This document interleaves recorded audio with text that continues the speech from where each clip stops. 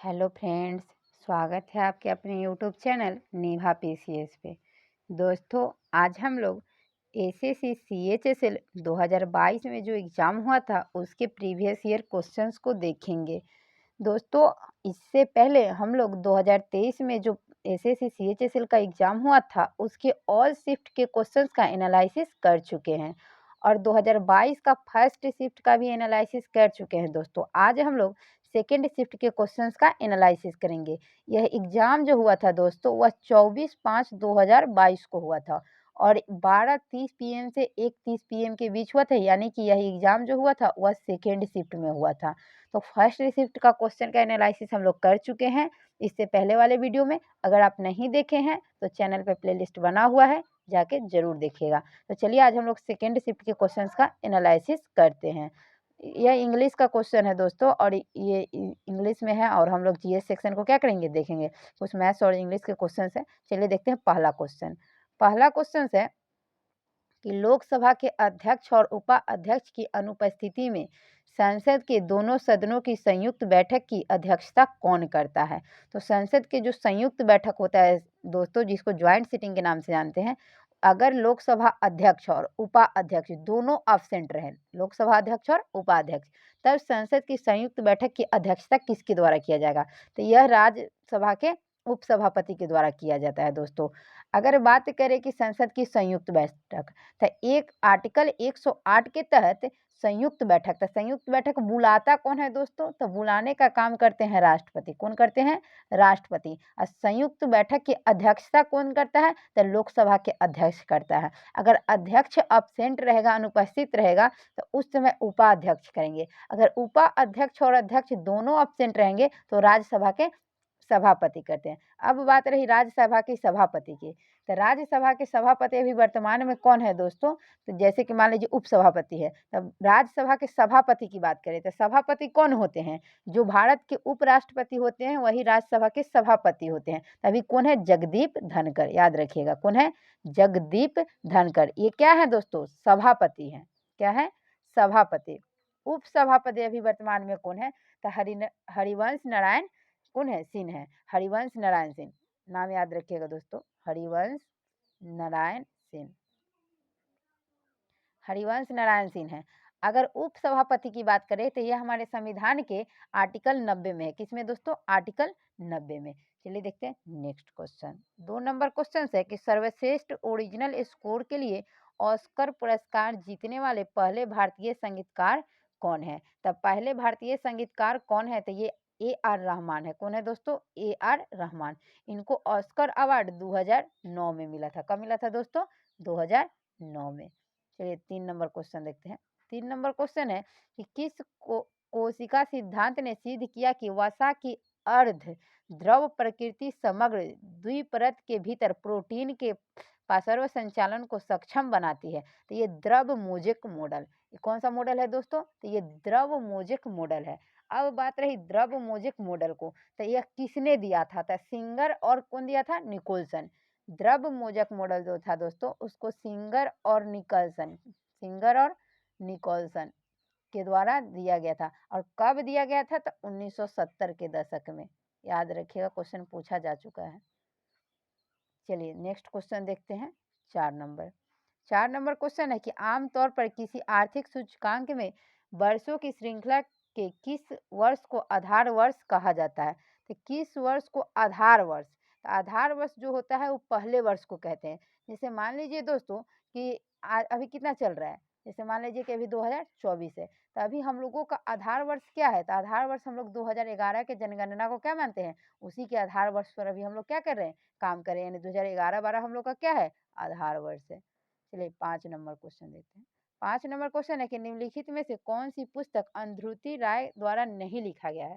तो अंधरुति राय के द्वारा नहीं लिखा गया है तो क्या है, private life of an Indian Prince. Private life of Indian Prince के लेखक अंधरुति राय नहीं है। तो यह किसके द्वारा लिखा गया है दोस्तों, तो यह जो है एक उपन्यास है। ये पहले है क्या दोस्तों, तो यह उपन्यास है और इसके लेखक कौन है, तो मुल्कराज आनंद। कौन है, याद रखिएगा, मुल्कराज आनंद इसके क्या है, लेखक हैं। अब यह क्या लिखा गया था दोस्तों, तो जैसे the private of in Indian Prince जो है, तो इनको मुल्क राज आनंद को 1971 में मिला था साहित्य अकादमी। क्या मिला था? साहित्य अकादमी। याद रखिएगा दोस्तों, इसे पूछ देता है। 1971 में मिला साहित्य अकादमी और 1967 में मिला था दोस्तों इनको पद्म भूषण। क्या मिला था? पद्म भूषण। और 1953 में इनको अंतर्राष्ट्रीय शांति पुरस्कार मिला था। क्या मिला था? अंतर्राष्ट्रीय शांति पुरस्कार। तो ये सब भी क्वेश्चन पूछा जाता है दोस्तों, तो जो भी डिस्क्रिप्शन में बता रही हूँ उसको याद रखिएगा। 6 नंबर क्वेश्चन है कि निम्नलिखित में से स्थलीय ग्रह की पहचान करें। स्थलीय ग्रह क्या है दोस्तों? तो एक स्थलीय ग्रह होता है और एक मान लीजिए जैसे हम लोग कहते हैं आंतरिक ग्रह और बाह्य ग्रह। तो जो आंतरिक ग्रह होते हैं दोस्तों उसी को हम लोग स्थलीय ग्रह के नाम से जानते हैं। तो देखिए आंतरिक ग्रह क्या है अब समझिए। जैसे मान लीजिए कि ये सूर्य है। ये क्या है? सूर्य है। और सूर्य के बाद क्या है? बुध है, शुक्र है, पृथ्वी है, मंगल है। उसके बाद देखिए ये क्षुद्र ग्रह की पेटी होता है दोस्तों। उसके बाद बृहस्पति, शनि, अरुण और वरुण होता है। तो ये क्षुद्र ग्रह से पहले वाले ये जो चारों ग्रह हैं दोस्तों उसको आंतरिक ग्रह यानी कि स्थलीय ग्रह कहते हैं। इस क्षुद्र ग्रह के बाद वाले जो ग्रह हैं उसको हम लोग बाह्य ग्रह कहते हैं। तो इसमें क्या आ जाएगा? बुध। इसमें क्या आएगा? बुध। और देखिए यहाँ नेपच्यून, बृहस्पति और यूरेनस ये सब क्या है? बाह्य ग्रह हैं। तो इसको स्थलीय ग्रह नहीं कहेंगे। तो आंसर तो हमारा हो गया बुध। अब ध्यान दीजिए बुध। बुध जो है वह सूर्य का सबसे निकटतम ग्रह है। सबसे निकटतम क्या है? ग्रह है। सबसे कम दिन में सूर्य का क्या कर लेता है? परिक्रमा कर लेता है। और सबसे अधिक तपांतर की अगर बात करें दोस्तों तो सबसे अधिक तपांतर जो होता है वह बुध ग्रह का ही होता है। अब रहा स्थलीय ग्रह कि स्थलीय ग्रह की क्या विशेषता होती है। तो स्थलीय ग्रह जो भी होते हैं दोस्तों वो क्या चीज से बने होते हैं? तो वो सिलिकेट सेल से बने होते हैं। क्या चीज से? सिलिकेट सिलिकेट सेल अथवा सिलिकेट सेल अथवा धातुओं का बना होता है। किसका बना होता है? धातुओं का। याद रखिएगा कि स्थलीय ग्रह जो होता है सिलिकेट सेल और धातुओं का बना होता है। 7 नंबर क्वेश्चन है कि निम्नलिखित में कौन सा देश 1 से 17 जुलाई 2022 तक संयुक्त रूप से FIH महिला हॉकी विश्व कप का आयोजन करेंगे। तो जो 2022 में महिला विश्व कप हुआ था हॉकी का, उसका आयोजन कहाँ हुआ था? स्पेन और नीदरलैंड में हुआ था। अब बात रहा कि FIH क्या है। तो FIH का फुल फॉर्म होता है इंटरनेशनल हॉकी फेडरेशन। अब महिला हॉकी टीम, तो वर्तमान में महिला हॉकी टीम के कप्तान कौन है दोस्तों? ये है सलीमा टोटे। कौन है? सलीमा टोटे, जो सविता पुनिया की जगह लिए हैं। पहले इसके कप्तान कौन थे महिला हॉकी टीम का? सविता पुनिया। अब इनके जगह कौन आए हैं? सलीमा टोटे। चलिए नेक्स्ट क्वेश्चन देखते हैं। नेक्स्ट क्वेश्चन क्या है? 1997 के बुकर पुरस्कार के विजेता the God of small things निम्नलिखित में से किस भारतीय लेखक का पहला उपन्यास है? तो पहला उपन्यास किसका है दोस्तों? तो ये अंध्रुति राय के है। ये अंध्रुति राय को ही क्या मिला था? इनके लिए मान बुकर पुरस्कार 1997 में मिला था, जो कि पहले भारतीय लेखक थे। इनकी पुस्तक का नाम क्या था? The God of small thing. चलिए 9 नंबर क्वेश्चन देखते हैं। 9 नंबर क्वेश्चन है कि निम्नलिखित में से किसने नवंबर 2021 में DBT star college mentorship programme शुरू किया था? तो उस समय का करेंट था दोस्तों, तो उस समय विज्ञान एवं प्रौद्योगिकी मंत्रालय के द्वारा शुरू किया गया था।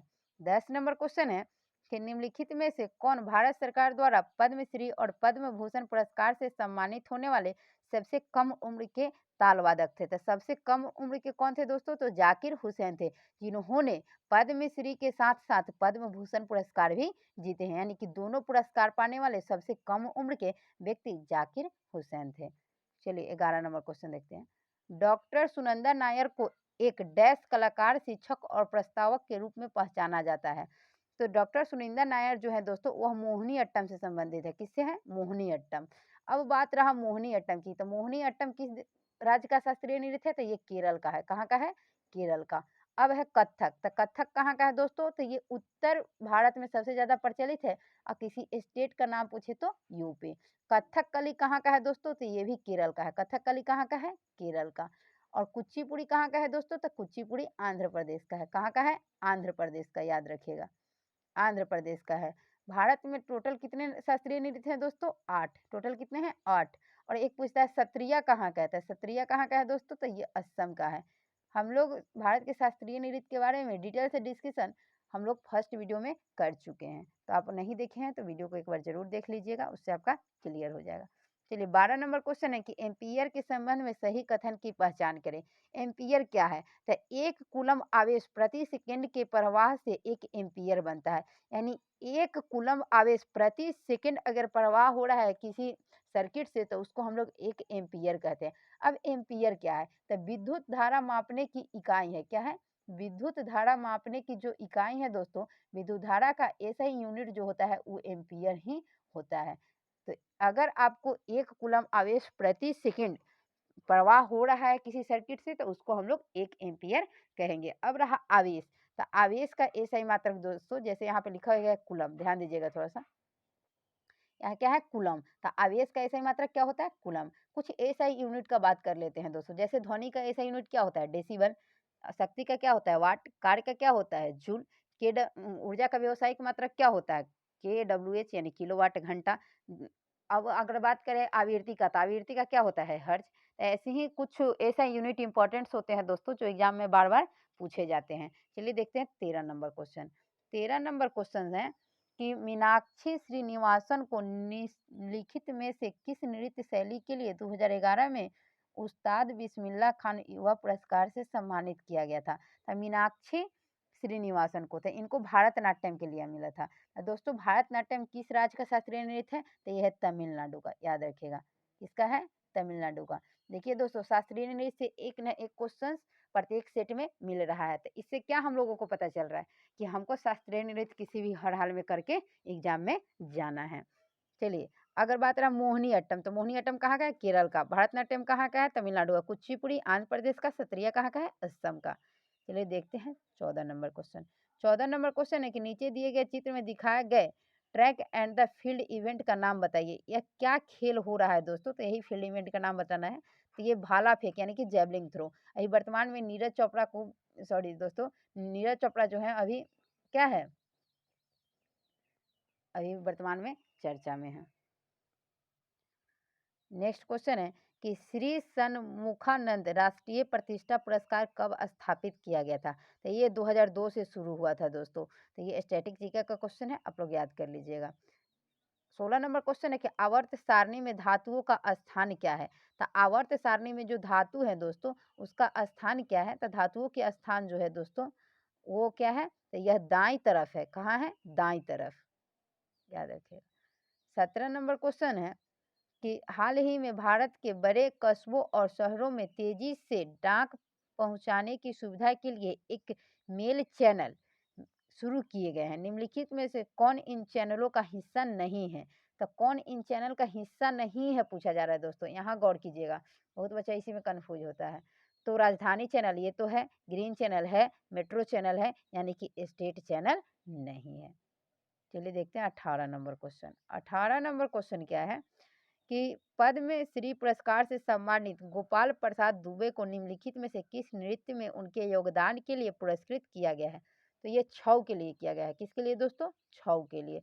अब बात रहा छऊ का, तो छऊ किस स्टेट में होता है दोस्तों? तो यह पश्चिम बंगाल में भी होता है और यह झारखंड में भी होता है और यह उड़ीसा में भी होता है। तो याद रखिएगा ये सब स्टेट में छऊ नृत्य होता है। अब बात करें कि जैसे मान लीजिए अगर हम लोग बात करते हैं कि छऊ नृत्य के लिए उनको मिला था। मोहिनी अट्टम किसका है दोस्तों? तो यह केरल का है। सत्रिया कहाँ का है? तो असम का है। याद रखिएगा। देखिए दोस्तों कितना क्वेश्चन पूछा जा रहा है आपको, तो याद रखिएगा ये सब जरूर पूछेगा शास्त्रीय नृत्य से क्वेश्चन। 19 नंबर क्वेश्चन है कि शमशाद बेगम हिंदी फिल्मों के लिए पार्श्व गायन करने वाली पहली महिलाओं में से एक को वर्ष डैश में हिंदी फिल्म संगीत में उनके योगदान के लिए प्रतिष्ठित ओमी नैयर पुरस्कार से सम्मानित किया गया था। यानी कि शमशाद बेगम को हिंदी फिल्म में काम करने के लिए उनको 2009 में दोस्तों क्या मिला था? ओपी नैयर पुरस्कार मिला था। चलिए 20 नंबर क्वेश्चन देखते हैं। 20 नंबर क्वेश्चन है कि निम्नलिखित मराठी लेखकों में से कौन आत्मकथा मज्जा जलमाची चित्रकथा के लेखक है? तो ये कौन है? शांताबाई कृष्णाजी कांबले। ये कौन है? शांताबाई कृष्णाजी कांबले। 21 नंबर क्वेश्चन है।